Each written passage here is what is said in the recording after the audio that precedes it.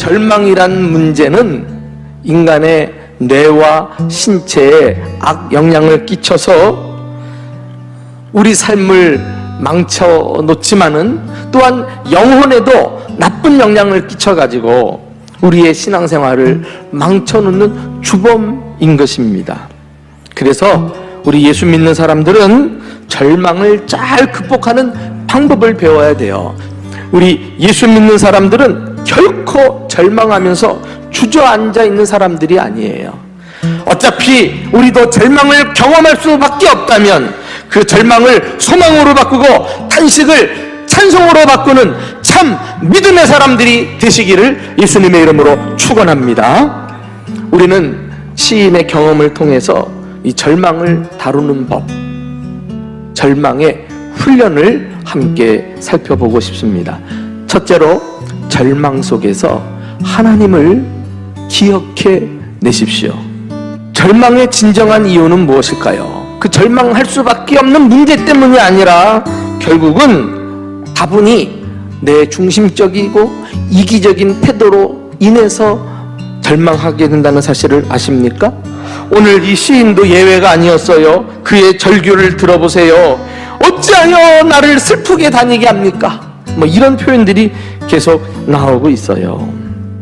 여러분, 이 시인이 참으로 잘한 것은 이렇게 자기 자신을 주목하고 자기 위주로 생각하는 데서 벗어나가지고 결국은 하나님을 생각해 내기 시작했다는 거예요.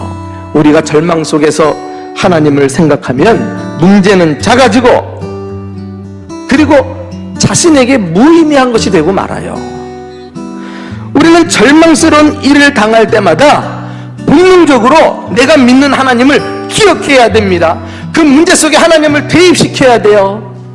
하나님에 대한 생각으로 머리를 가득 채우십시오. 그때 우리는 불평을 그치고 감사하게 될 것입니다. 원망을 거두고 찬송하게 될 것입니다. 탄식을 멈추고 기도하는 자리로 나아가게 될 것입니다. 두 번째, 절망을 극복하시려면 소망의 근거를 하나님께 두셔야 해요. 보통 사람들은 절망의 늪에 딱 빠져들죠. 그러면 과거로 돌아가서 후회 속에 살아갑니다. 지나간 일을 곱씹으면서 남을 탓하고 원한을 품거나 자기 연민에 사로잡혀서 시간과 에너지를 낭비해요.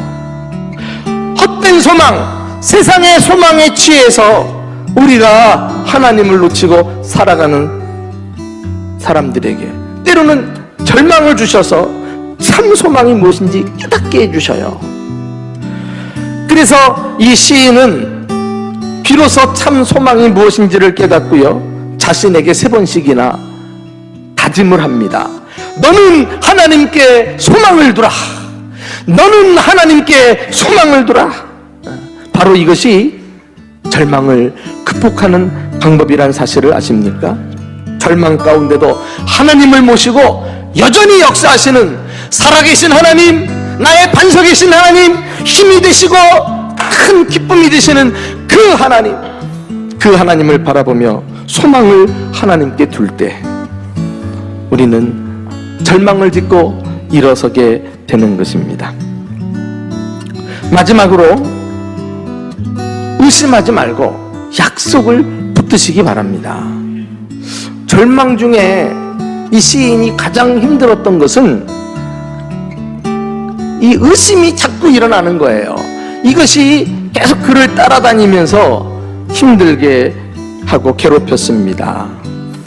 의심은 우리를 더욱더 절망의 수렁으로 빠져들게 말 거예요. 이 시험에 우리가 빠지면 안 돼요. 믿음으로, 확신으로 대응을 해야지요. 하나님의 약속의 말씀을 붙들 때 신기하게도 우리 마음의 의심은 거두어지고 확신으로 가득 차게 될 것입니다. 그러면 절망은 더 이상 힘을 발휘할 수 없게 되어요.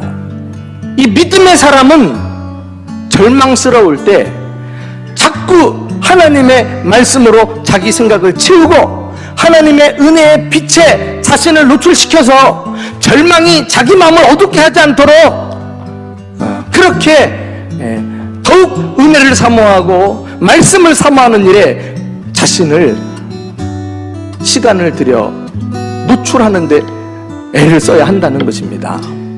절망 속에서 하나님을 약속을 부여잡고 계속 믿음으로 따라 행하십시오.